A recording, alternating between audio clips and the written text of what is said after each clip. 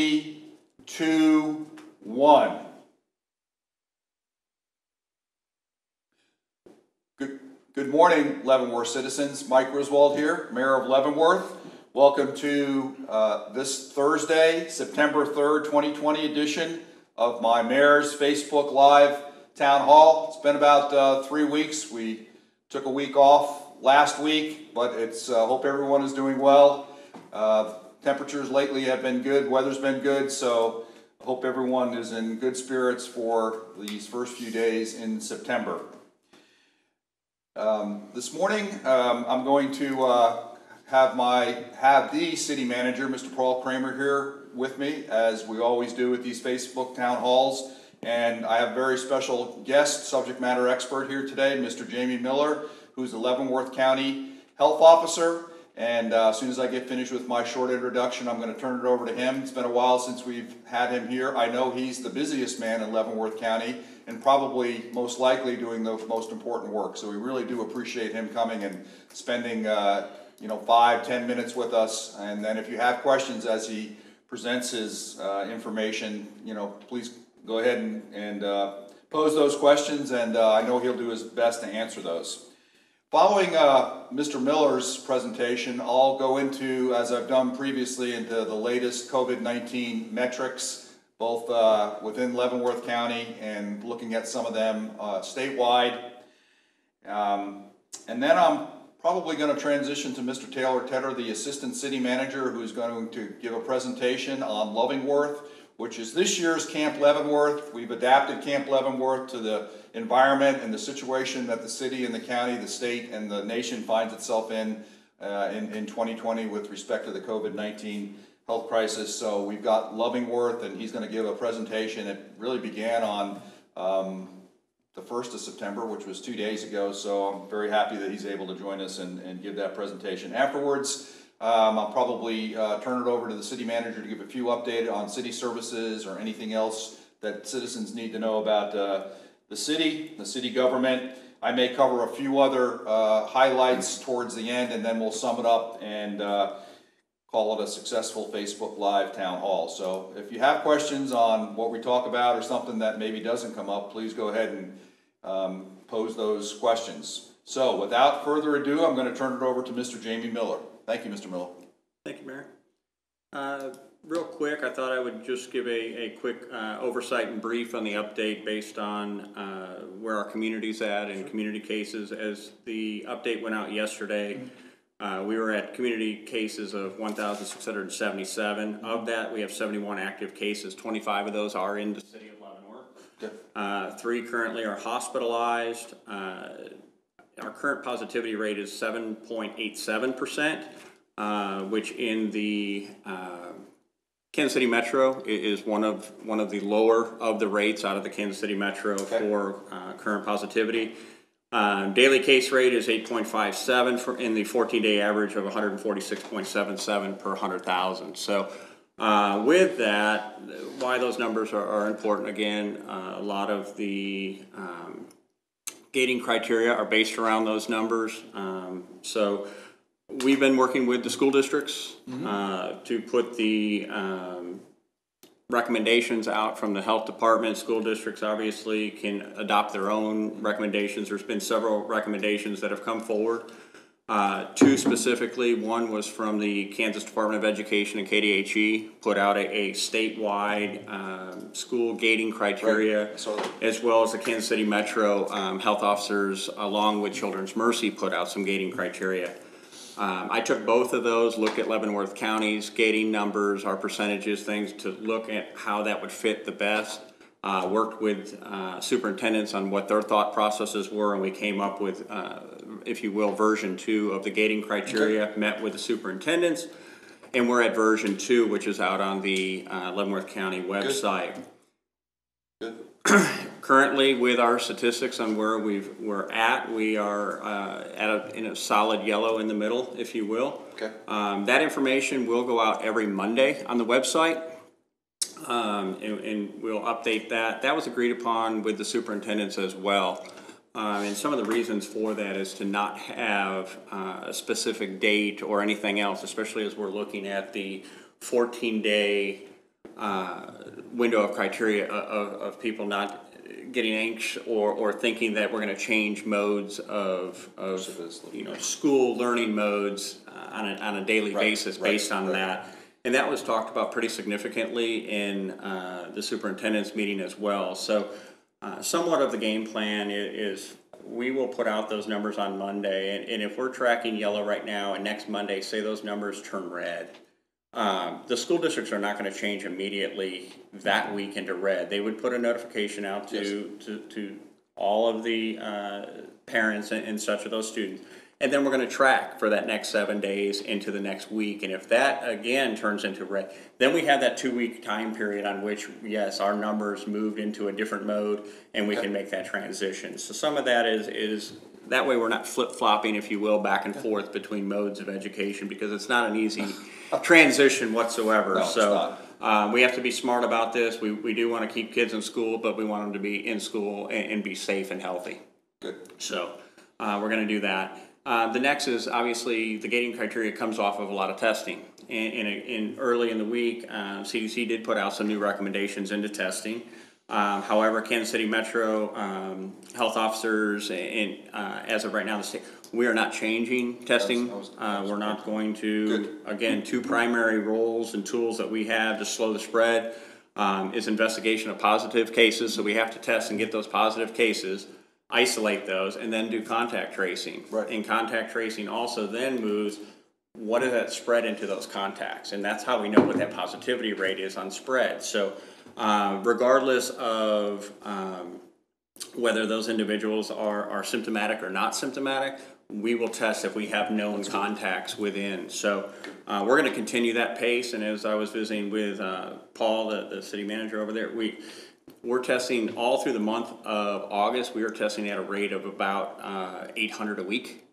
So we have a good sample. That is, I think, why also we are really looking at what that positivity rate is telling us, and it is a viable. And there's been some concern. Well, you can drop off testing, and that positivity rate can change. Sure, but that would also change then.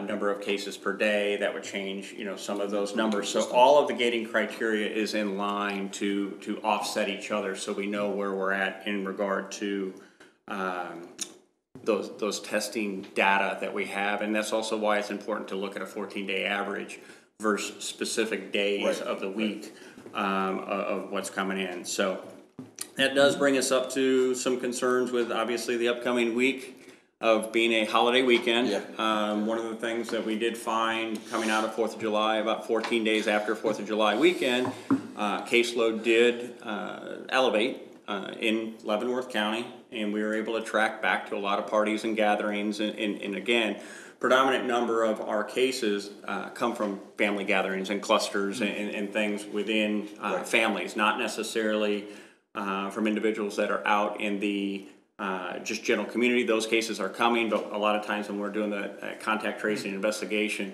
it is coming back and we're finding it in those household and passing it through the household and such. So a lot of times when we see those numbers, especially if you see 1 or 2 or 3 within a specific city or such, a lot of times those are specifically to a single family that multiple within that same family have it. So we just want to make sure that everyone is mindful of their personal responsibility in this, and that's to help slow the spread.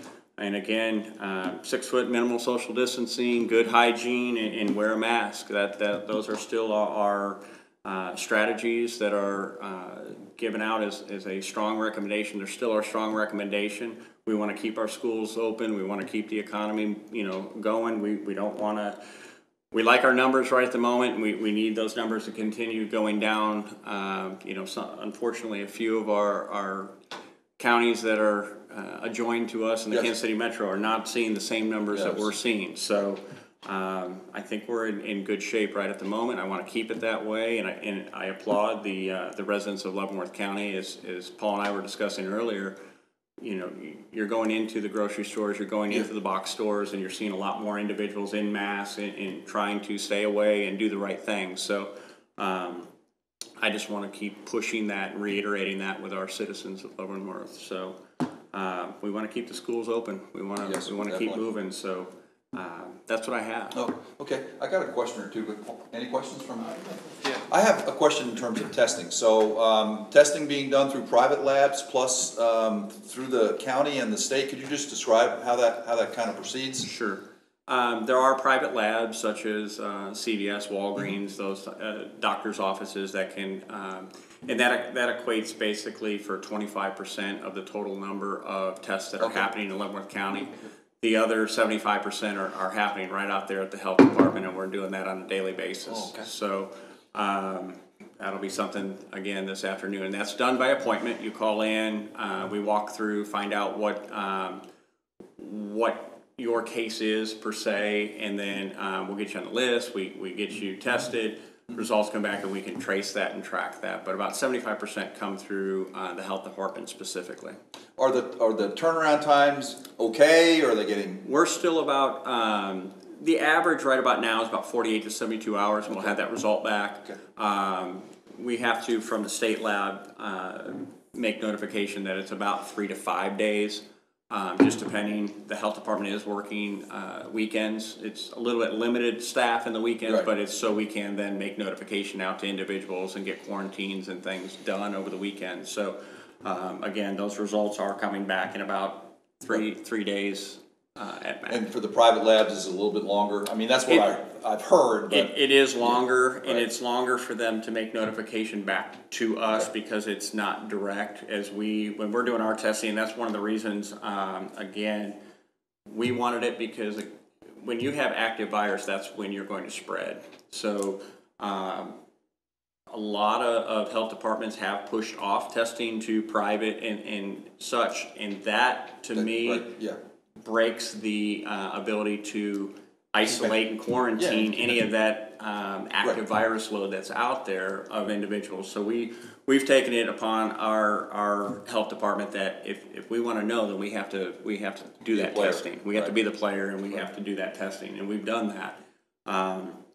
Again, we've ran over 15,000 tests out at the health department. That doesn't mean all of those are counted as 15,000 tests. Counting of positive tests are people. So if you have an individual that's tested, early, they were negative, they tested another time, they're not counted as a positive, and they'll only be counted once as a positive. And I know that's been a question numerous times out there that health departments are counting individuals that come up positive 2 or 3 times because they're looking for negatives or such that we're adding those in as additional, and that's not the case out at the health department. We vet all of the numbers that come through to make sure that we're not double counting, or that's also one of the reasons in our numbers that you'll see when we put out that a case may be transferred out to another. That means a case may have went to a private lab or has gone to a VA or something of that, and the address happened to get put as a Leavenworth address, Leavenworth County address, and they don't physically live here. And so once we vet that, then we ship it off to whatever county is responsible and where they actually live too. The current hospitalization, I think there was 3. I looked at the stats today, which is not a great number. What happens when somebody in Leavenworth County needs to be hospitalized? Are they going to St. John Hospital, or are they going to maybe another hospital in the metro area? Currently, all of these 3 are in Kansas City hospitals. Okay. Again, we know about the cases, and usually it's early on because they've tested positive, and then their symptoms progress, and then they need to be hospitalized. They may start out at a local hospital for evaluation, but then they may be transferred down to another hospital for further treatment that has COVID wards. St. John does have an area for PUIs, persons under investigation, and if it's mild to moderate symptoms that they can handle. That's good to know. Those that need further care, they can go on to Kansas City Hospital, and we track that. We'll call the hospital, and we'll continue to track those individuals so we know for our numbers as well. One of the stats I looked at was, and I look at it each time, both for Leavenworth County and also for the state, the age group with most of the greatest number of cases is the age group of 18 years old to 24 years old. Correct. So 142 total, I think, as of yesterday, which is 8.5% of the cases. But I mean, that's been publicized, but everyone has to be responsible, but particularly, I know it's hard for young people, but I mean, the stats don't lie in terms of what's going on. Correct, correct. Just very quickly, I don't need you to get into a lot of detail, but when you do the contact tracing, I mean, that gets pretty involved, doesn't it? Do you use technology to help you with that, or? A lot of the contact tracing is, for one, it's voluntary of the positive case. Okay. And they're talked through. But a lot of it is really over the phone, having that conversation with where have you been, who have you been in contact with, and believe it or not, the more that you can remind people and bring things back, they start to, oh, well, yeah, I was here, and oh, I did go here, and we've been very successful. We've been very successful with contact tracing and bringing individuals in and getting the word out to those that may be associated with someone that is positive, and allowing them to come forward. The other side of it is that a lot of times, and we don't advocate for this, but individuals will reach out to other family. Hey, I tested positive. Right. We were around you at your house. Yeah. You may want to contact the health department, and then we'll work through that as well. Okay. Very good. Any questions? Thank you very much, Mr. Miller. Thank you. You're doing great work for our citizens in Leavenworth County and the city of Leavenworth. We really appreciate it. So on behalf of the citizens of the city, thank you, thank you, thank you. Thank you. All right. Have a good rest of your day. You too. Normally I go over Leavenworth County statistics or metrics. I don't need to do that today, so we're saving a little time. But I will review some stats at the state level, and these stats, metrics are as of 2 September 2020 at 9 a.m. yesterday. One of the things they put out, which at the state level, there were 1,328 new cases and 12 new deaths reported since the state had reported on Monday, 31 August 2020. So that's that's concerning, at least to me. That's a pretty high number in a short period of time.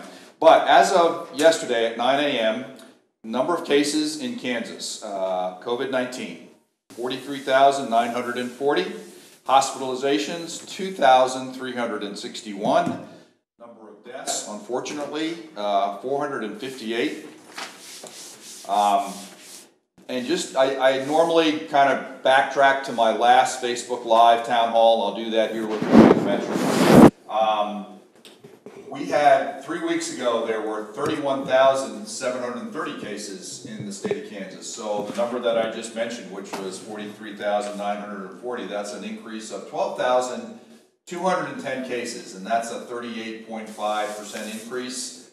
Probably not good.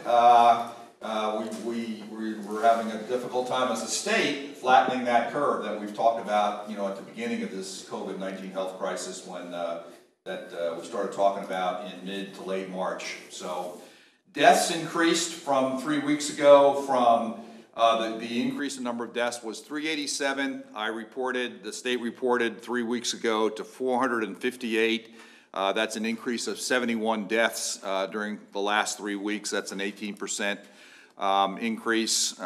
Interestingly, at my last town hall, when I had looked back a month, that 3 weeks ago, it had been a 34% increase, so it kind of cut that in half, at least in terms of the number of deaths, as far as a percentage of the overall deaths in the state. I was talking about with Mr. Miller the cases by age group, and 18 to 24 years of age, they are the age group that has the most number of cases. 9,126, that represents 20.8% of the cases. And I just like to look at the youngsters or children. And so from 0 to 9 years of age, there's 1,272 cases, and that represents 2.9% of the cases of people testing and testing positive for COVID-19, contracting the virus. Kansas total case rate per 1,000 people. Once again, 43,940 cases, and per 1,000 people in the state, that's trying to see here. That's 15 point. I got to double check that. The Leavenworth is 15.08. I'm sorry, 15.08. That's the total. Last time it was 10.89%, which now, since it's 15.08%, that's an increase of approximately 4%, which was the same increase that I reported 3 weeks ago for, the Facebook Live town hall we had a month before. So that's kind of holding steady in terms of the the increase is holding fairly steady, but 15.08% is the total case rate per 1,000 people within the state of Kansas. Leavenworth total case rate per 1,000 people, 21%, at least that's what the statistics said as of yesterday on the county website.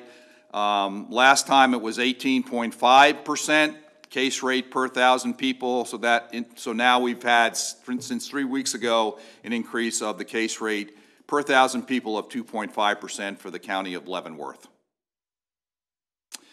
And Mr. Miller mentioned the surrounding counties. They're not doing really that well. I mean, we're doing better. Total case rates per surrounding counties, Wyandotte, 37.4, and that equates to what I just mentioned in terms of Leavenworth, which is 15.08%. Johnson County, 14.1%. Douglas County, 11.3%. Atchison, 11.6%, and Jefferson, 6.6%. Once again, that's the case rate per 1,000 people within the various counties that I just outlined. And all those, Wyandotte, Johnson, Douglas, Atchison, and Jefferson, all are significant increases since 3 weeks ago when I reported the numbers at my last town hall. Testing in the state of Kansas. Number of people tested, 419,247, so a little bit over 419,000 people have been tested. The percent positive of people tested is 10.5%.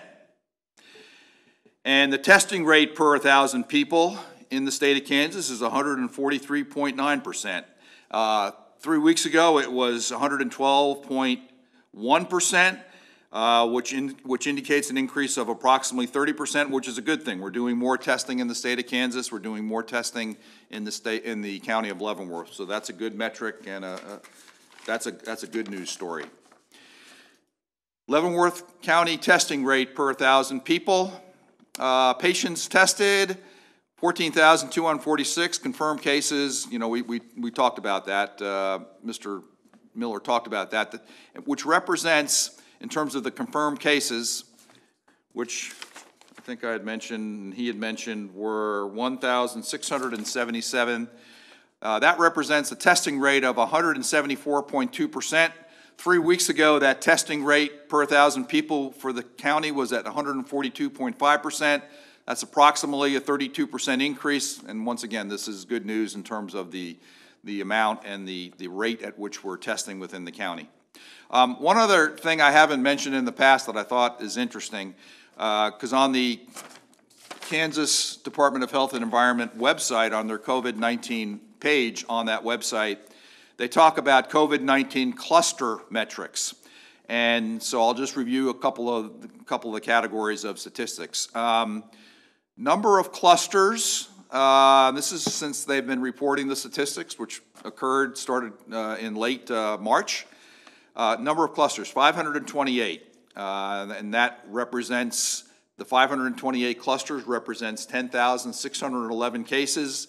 Hospitalizations of those people who have contracted COVID-19 based on being part of a cluster is 636, and the number of deaths, 294, and that 294 is out of the total number of deaths that I reported, a few minutes ago, of 458, which was reported as of yesterday, which is 64% of the total deaths are related to clusters of people in private business, clusters of families getting together, as Mr. Miller had mentioned.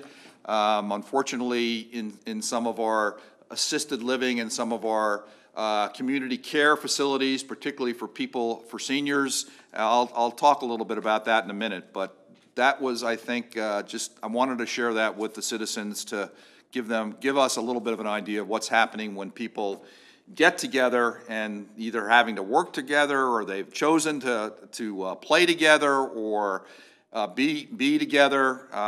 It's a challenge. Now, the cluster cases by type, number of outbreaks. Now, this is based on the 528 clusters total. 164 of those were in private business, and 138, like I just mentioned, are in long-term care facilities. And then 16 of those cluster outbreaks were in the corrections field. So for private business, well, I'm going to talk about the number of cases, which I mentioned for the clusters was 10,611.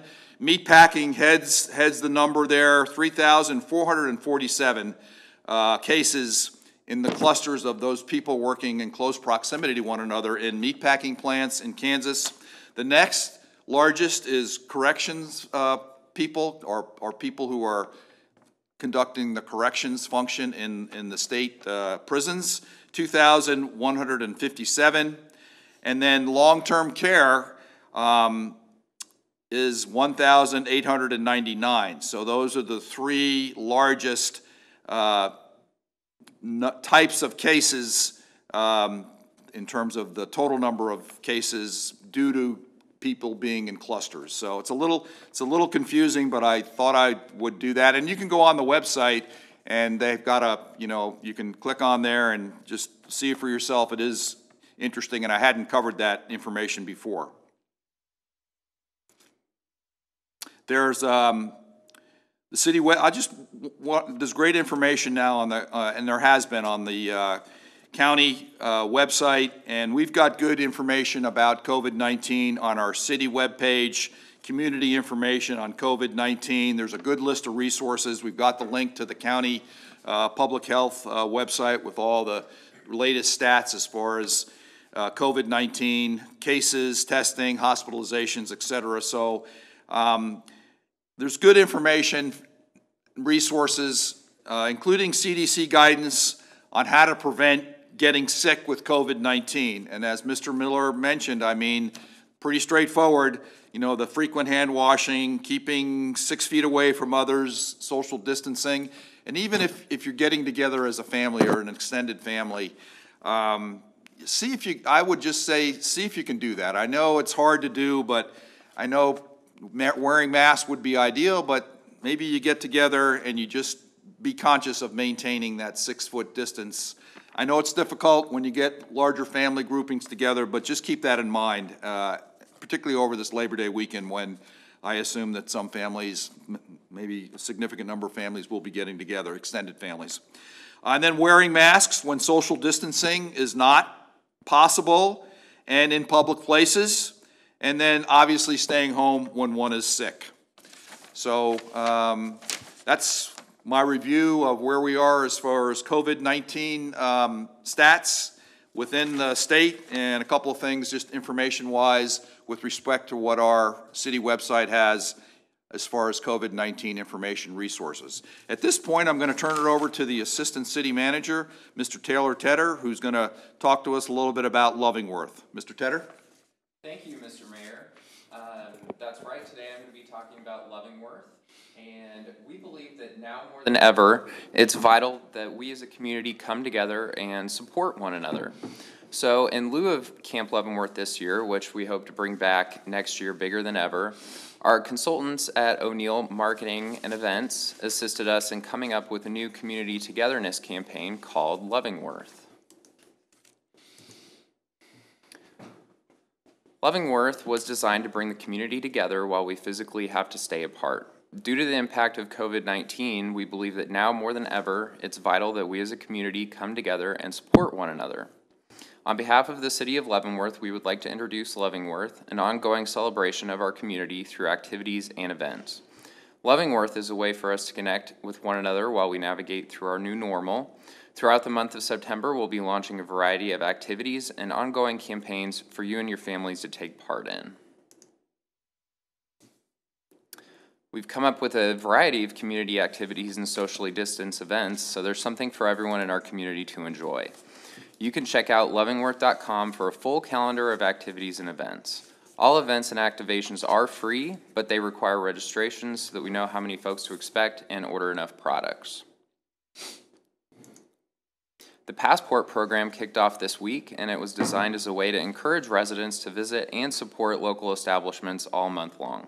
Every resident, including rooftops on Fort Leavenworth, received a Passport booklet in the mail by September 1st, and it included a full calendar of events and activities taking place for Leavenworth. Completed passports can be redeemed for a Leavenworth mug or other merchandise on a designated date in October. We'll be sharing details on exchanging those passports for the mug, and that'll be shared soon. A mural will be added to the side of the Riverfront Community Center in the first couple weeks of September, so be sure to check it out and follow us on social media, which on Facebook is Camp Leavenworth and on Instagram is Camp Leavenworth as well. And please share your photos with us using the hashtag Lovingworth. You can also explore the pathway activities in Leavenworth Landing Park all month long. Using artwork on the pathway and signage throughout the park, participate in ongoing activities including silly walks and dances, hopscotch, and the community mural close by. Pathway activities will be installed by September 4th. We had to push that back due to some of the rain. The Passport and website detail a bunch of activities that can be done at home, including Camp at Home, Friday, September 18th, where residents are encouraged to camp out in their yard for a night. Picnic in your front yard or have a date night in your driveway on Friday, September 11th. Bring your neighborhood together by having a picnic in your front yard or a date night in your driveway. And last but not least, Love Your Neighbor Day, Tuesday, September 8th. Whether you're leaving a note for your mailman or bringing flowers to a neighbor, do something to show your love for your fellow community members. So then we have in-person socially distanced events, and those include the Sidewalk Chalk Art Contest. We'll be hosting the Sidewalk Chalk Contest at Leavenworth Landing Park for you to showcase your very own chalk artwork on Thursday, September 10th. Each participant will be given a 10 by 10 foot space of sidewalk, and that'll allow for social distancing. Artists will have between 5 and 6:30 p.m. to complete their artwork.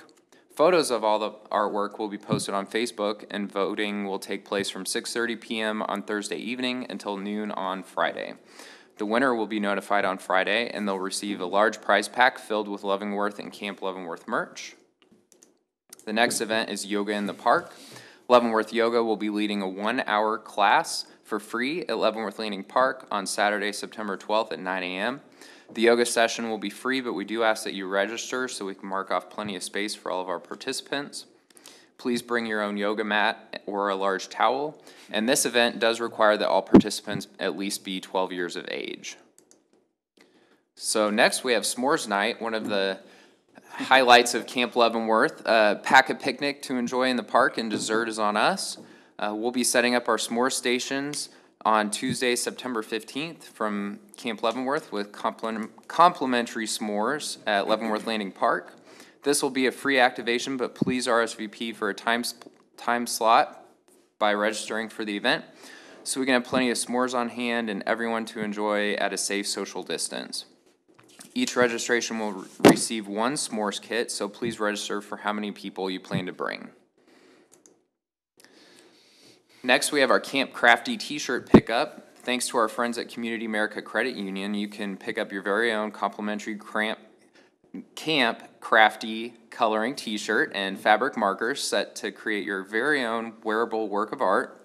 Camp Crafty was one of the biggest hits at Camp Leavenworth last year with fun crafts that kiddos and families enjoyed making. The t-shirt coloring kits will be free, but you must register in advance on Eventbrite to secure your free kit. Once you've selected your ticket, please complete the form to submit your size and your pickup time slot that you'd prefer on Tuesday, September 15th between 5 p.m. and 7 p.m. at Leavenworth Landing Park. Another event that we've planned are 2 drive-in movies. On September 19th, we'll be playing Kung Fu Panda and Jurassic Park from the comfort of your own vehicle at 10th Avenue Park. Unfortunately, we've had overwhelming interest with this event, and it did sell out very quickly. So if you're one of those people that made it in, we're looking forward to seeing you there.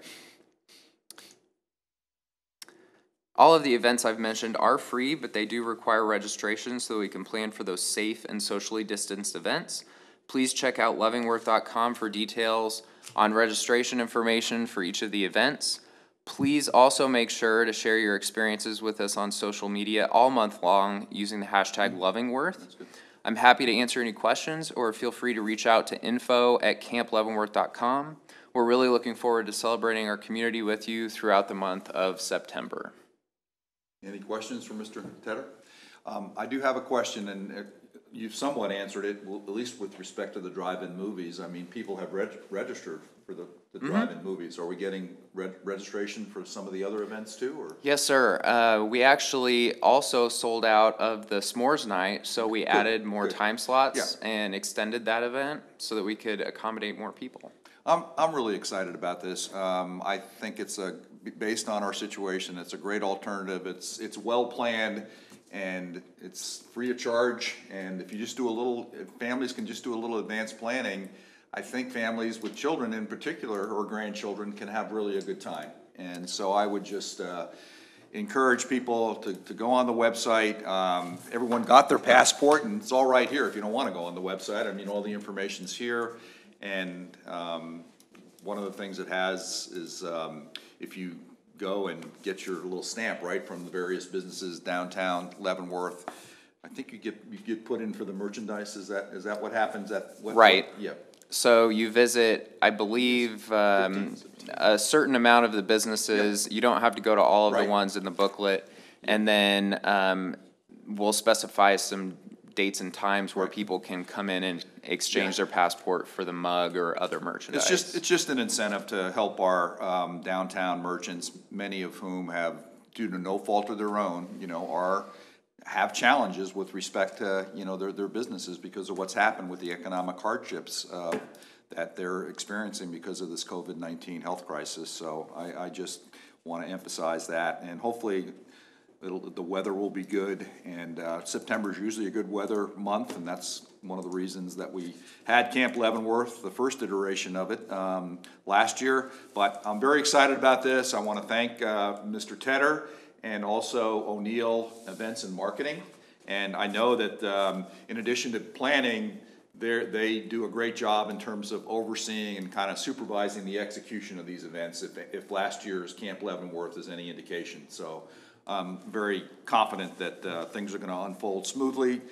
Hopefully the weather will cooperate, and the citizens of Leavenworth can come together, increase our sense of community, and have a good time with friends and family over the month of September.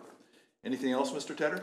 O'Neill is actually on their way right now with the installer for the pathway signage and the appliques for all of the sidewalks, and so hopefully this afternoon that'll all be done and we can go out there and take a look. Yeah, one of the things I asked Commissioner Wilson if he and I could maybe do a short video, once they get started on that Lovingworth mural. I mean, last year he was the mayor, did a great job leading his fellow commissioners and providing guidance to Mr. Kramer and Mr. Tedder in terms of that very successful event. So I thought we'd do a little back and forth, but that'll have to be once they start the mural, which I think maybe next week or the week after, or that's what we're hoping. Okay. But right. Yeah, okay. I would love to do some videos. So okay. All right. So now I'm going to turn it over to our city manager, Mr. Kramer. Mr. Kramer. Yeah, thank you, Mr. Mayor. Just a couple updates for those watching now or that'll catch this town hall a little bit later. I did want to mention a couple notes that I mentioned Tuesday night at the City Commission meeting. On September 5th, this coming Saturday, at our monthly First Free Saturdays event, we will accept household hazardous waste items from 8:30 to noon. This is sort of the makeup for the spring cleaning event that was canceled in June, so please bring those to the first Free Saturday, which is just south of Pennsylvania at the Municipal Service Center. The city will have another mask giveaway from 2 to 4 p.m. Saturday, September 12th at Haymarket Square. You get a pack of 5 adult masks and a pack of 5 youth masks if you need those. Haymarket Square is at 7th and Cherokee Streets. City Hall and the Community Center are closed on Monday for the Labor Day holiday, and trash is delayed 1 day. A couple other quick notes for the residents of the city. Our pavement management, the mill and overlay project for this year will start on Tuesday after the holiday, so September 8th. A little less than a week away, we'll start milling roads throughout. This year is a lot of it is in the north 1/3 of the community. We have a couple big projects south and west, but a lot of that work happening north of Spruce. So residents will be notified, and it's a pretty quick turnaround with mill and overlay. By the time it's milled, the contractor has 7 days to have it overlaid. So a big project, $1.8 million in actual road work, and then the city's already done some striping. If you've noticed some intersections we've striped around town, Trident Park and Limit, and then also we did 4th Street, right. The majority of 4th Street. So that was done, and then the city's doing a parking lot in the downtown by the Youth Achievement Center will be redone here in September. The Thornton Street project is going very well. Next week they'll start pouring curbing and surface on the western portion of the project. The project's still scheduled to be done in October. The entire project will receive a final 1 to 1.5 inch of asphalt and then be restriped, and it'll be done before the end of fall. Finally, we mentioned Tuesday night, the city is planning on doing a trunk or treat event on Saturday, October 24th at Sports Field. More information will be coming out on that, but I think we have a really good plan to keep our residents safe, but also let our children and people who like to dress up and do the trunk or treat have a good time for that event. So more information on that, but the city is moving forward with that trunk or treat event, and that will be Saturday, October 24th from 5 to 7 p.m. at Sports Field. So that's all I have, Mr. Mayor, unless there's any topics you wanted me to hit on. I just had one question about the Thornton Street project, because I've gotten some constituents, not a large number, but on the intersection of Thornton and I think it's 2nd Avenue, you know, that runs to the east of Anthony. There's a bump, I think, on the northern and southern sides of that. Well, once will those bumps be taken care of before the project is completed? Yes, so the final asphalt coating will smooth out all the bumps, and it'll also help with the water. If you've driven through that intersection after a heavy rain, there's a lot of standing water. Those improvements will push that water into the stormwater system and smooth out all the transitions to the existing roadways. So good question, and yes is the answer. And I may have missed it. In terms of stormwater projects, those are proceeding as per the plan for 2020? Yeah, we have quite a few going on right now, and one that's actually going to start on Tuesday as well. That's 6th Avenue. There's a big project over there. The big project, the multi-million-dollar one that the city's working on, we have plans in for 2nd and Chestnut. That is a over about 10 blocks area, so plans are in on that, and staff actually has a meeting tomorrow with the design engineer and hope to get that project bid out here in the next 30 to 60 days. And myself and Commissioner Preisinger were able to go out about 2 weeks ago and look at the Independence Court project, which these are big projects, absolutely necessary, and it's unfortunate, but you know, a lot of these projects were delayed but now they're getting done and they're big, and they will have a significant impact on the quality of life and the overall efficiency and effectiveness of the city's infrastructure. Stormwater being really at the top of the list, along with the roads and the bridges. So thank you for that update. I'm going to go over a few other things. We had mentioned this before, at least during some of the Facebook Live town halls, that the city of Leavenworth received approximately $201,000 in CARES Act CDBG funding in early June. The funding's purpose is to prepare for, or respond to coronavirus related to our local businesses and their needs. The city set aside $100,000 for small business grants or for forgivable loans, which are basically the same thing, to aid businesses and ultimately lead to job retention. We were awaiting guidance, but Mr. Tedder and Mr. Kramer about a month ago came to the commission and said we need to move out. A lot of the communities and cities, municipalities within the metro area were doing that. And I don't know whether the HUD guidance has come down, but we said, yes, go ahead and let's get started. And hopefully that guidance has come down, but even if it comes down, I don't think it's gonna change what we're doing. So I wanted to give a little bit of an update on that, and which we received from Mr. Tedder, the commission received from Mr. Tedder and Mr. Kramer last Friday. So the city government has met and has reviewed 5 applications received so far for the CDBG Forgivable Loan Program. All applications required some follow-up questions that we had to pose to the applicants. And as those answers are received, Mr. Tedder and Ms. Hurley are preparing the necessary loan agreement, promissory notes, etc., for the program itself. And once our due diligence and the underwriting is complete for these 5 packages, we will move forward with paperwork and ultimately dispersing funds to those that are approved. And we'll report back as soon as we have the information in terms of the names of the businesses awarded with funds, once we have all our questions answered by the applicants, and hopefully that won't be too far into the future. But I did want to follow up on that particular program because we put a premium on letting our citizens here in the city of Leavenworth and on Fort Leavenworth know what's going on with our businesses. And as I said before, many of them are facing challenges because of the economic hardships caused by COVID-19. So this was one tool that we had in our toolbox that we've been following through on, and I guess that's what I wanted to just communicate, is that there have been some various tools. This is one of them, and that's the status on this particular program. A little bit more on Leavenworth Main Street and the downtown. The City Commission was briefed by the city manager and also Wendy Scheit, who's the director of Leavenworth Main Street, about a First City Passageway program, which is an art program, a public art program. It's an initiative by the Leavenworth Main Street Design Committee, and the stated goal is to offer passageways to local and regional artists to create interest and excitement downtown by allowing their creativity to shine. And this is by artwork on doors and windows, various doors and windows within the downtown. And this is in an attempt to enhance the appearance and image of our downtown, our 28 block downtown. You know, the beautification of I think this will add to the beautification and the first image that people have when they will come into the city of Leavenworth and explore our businesses and walk the many blocks of the downtown of the first city of Kansas.